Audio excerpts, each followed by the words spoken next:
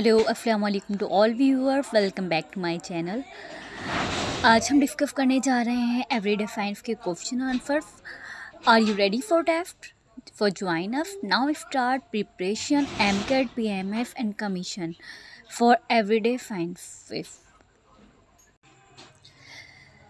For now I start the everyday science question for the MCQ form.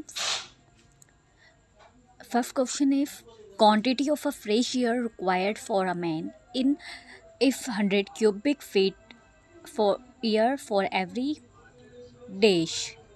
अब question D का answer है 20 minutes. Quantity आपको बताई गई है फ्रेश एयर की रिक्वायर्ड होती है किसी भी लिविंग ऑर्गेनिज्म को मैन के अंदर 1000 क्यूबिक फीट की energy 1000 cubic feet of air every 20 minutes में आपको रिक्वायर्ड होती है फ्रेश एयर की क्वांटिटी। नेक्स्ट है what kind of the weathering takes place on the valley sides above the surface on the glacier. अब यहाँ पर आपको बताया गया है कि कौन सी किस्म की वेदरिंग होती है वैली प्लेसेस के साइड सरफेस के ऊपर ग्लेशियर जो जमती है।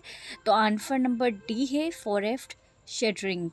वहाँ पर क्या होता है फ्रोजन आइस जमा हो जाती है जिसको हम फॉरेस्ट शेटरिंग का नाम देते हैं। नेक्स्ट है हमारे पास rainfall related to the mountains if, ठीक है, रेनफॉल जो है माउंटेन्स के ऊपर जो होती है रेनफॉलिंग उसको उसके बारे में बताना है यहाँ पर।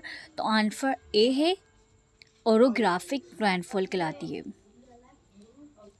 What is the mean by equinox what is mean by the equinox, ठीक है। अब ये क्या है इक्वेनिक्स? एक डे को कहा जाता है जिसमें equal duration of day and night होता है। जितना बड़ा दिन होगा उतनी ही बड़ी रात होगी, जितना ही शॉर्ट डे होगा उतनी ही शॉर्ट नाइट होगी, ठीक है। तो equal duration of day and night equinox कहलाता है। The distance of the longitudinal represents how many minutes difference in a time, ठीक है। अब आपको डिस्टेंस ऑफ लॉन्गिट्यूडनल रिप्रेजेंट करना है कि कितने मिनट में कितना डिफरेंस टाइम होता है। तो 4 मिनट्स का टाइम होता है। Answer B is correct. The distance of the longitudinal represents how many minutes difference in a time. अब डिस्टेंस लॉन्गिट्यूडनल रिप्रेजेंटेटिव जो है वो 4 मिनट्स ही है। यहाँ पर नेक्स्ट क्वेश्चन है the largest latitude circle on the earth is, ठीक है। जो सबसे बड़ा लार्जेस्ट लेटीट्यूड सर्किल है, ठीक है, अर्थ का, वो है द इक्वेटर। इक्वेटर जो है सेंटर प्लेस है अर्थ की, ठीक है। अब फिर the season changes because of the moon dash. अब सीजन्स किसकी वजह से चेंज होते हैं? तो आंसर सी है the earth is revolving around the sun. जैसे ही अर्थ क्या करेगी सन के राउंड क्या अपने चक्कर को कंप्लीट करेगी, राउंड सर्किल में रिवॉल्व होगी, तो आपके सीजन्स चेंज होते हैं। नेक्स्ट है afternoon rains in the equatorial region are the result of influence, ठीक है।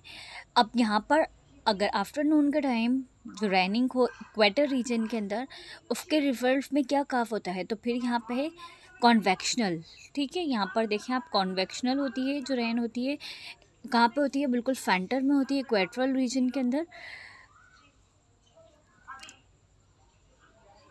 फिर नेक्स्ट क्वेश्चन है when a warm air if lifted of the surface of the temperature depress it is called, ठीक है। यहाँ पर अगर वार्म टेम्परेचर हो, लिफ्ट करे सरफेस टेम्परेचर पे डिप्रेशन काफ करे, वो कहलाएगा एन एक्यूलेशन, ठीक है।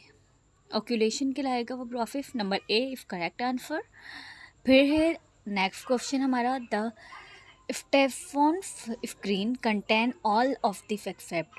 अब जो स्टेफोन स्क्रीन है हमारी वो कंटेन करती है वेट बल्ब थर्मोमीटर, ठीक है, मैक्सिमम थर्मोमीटर भी और ऑर्डिनरी थर्मोमीटर भी। सिर्फ इसमें एक्सेप्ट क्या था, क्या चीज़ उसमें मौजूद नहीं होती? एनोमीटर मौजूद नहीं होता। नेक्स्ट है हमारे पास weather describe the condition of dash at any one time, ठीक है। अगर वेदर आपको डिस्क्राइब करे किसी भी कंडीशन को सिर्फ एक ही वक्त के नहीं है तो वो क्या कहलाएगा? आपका atmosphere, the atmosphere. if correct answer. The wind which are रिवर्फ फीफनली इफ नाउन इफ, ठीक है। अब जो विंड है आपकी रिवर्फ होती है फीफन के हिसाब से, उसको हम क्या कहते हैं, मॉनसून।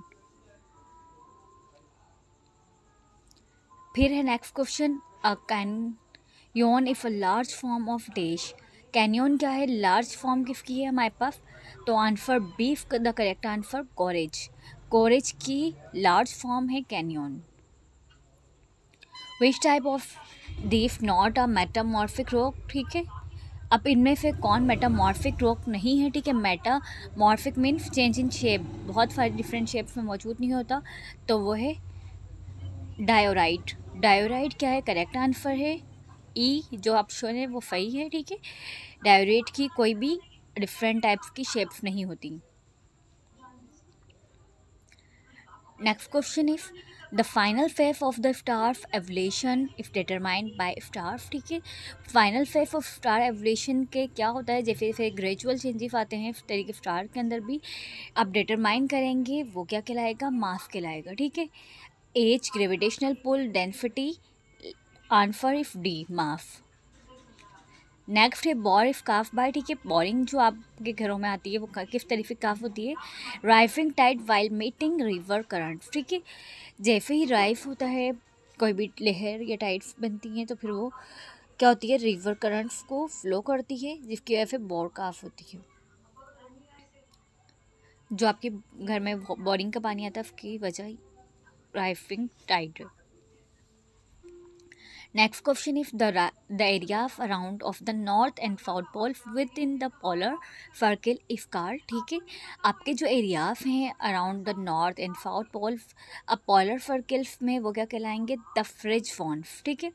जो पोलर एरियाज हैं नॉर्थ साइड के या फिर साउथ पोल के, ठीक है, उसके जो पोलर सर्किल्स हैं उनको हम कहते हैं फ्रिज फॉन।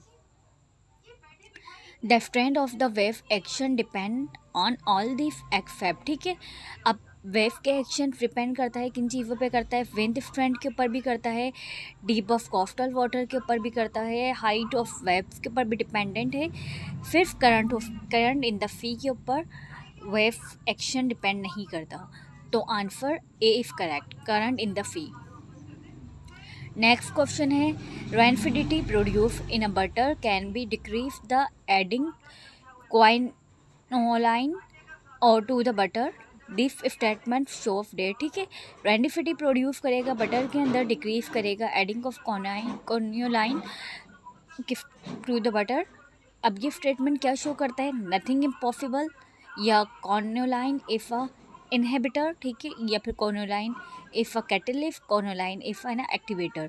अब यहाँ पर अगर रेनफिडिटी प्रोड्यूस होगी बटर के अंदर और डिक्रीज होगी एडिंग क्वाइनोलाइन की बटर के अंदर, तो वो क्या होगा, क्वाइनोलाइन इफ़ एन इनहिबिटर के तौर पे काम करेगा।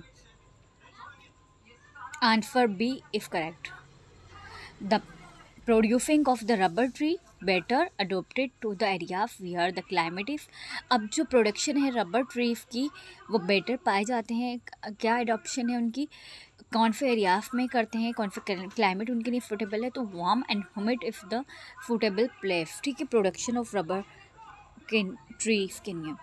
तो आंसर करेक्ट है A, warm and humid. The speed of light with the rise of the temperature of the medium, ठीक है। अब स्पीड ऑफ लाइट जैसे ही बढ़ेगी टेम्परेचर क्या होगा, इंक्रीज, टेम्परेचर जो है वो मीडियम होगा, तो क्या होगा, अगर फॉर एग्जांपल जैसे लाइट आपकी राइज होती है टेम्परेचर के साथ साथ, तो क्या होगा, रिमेन द सेम रहेंगे टेम्परेचर भी और स्पीड ऑफ लाइट भी, तो answer C is correct, remain the same.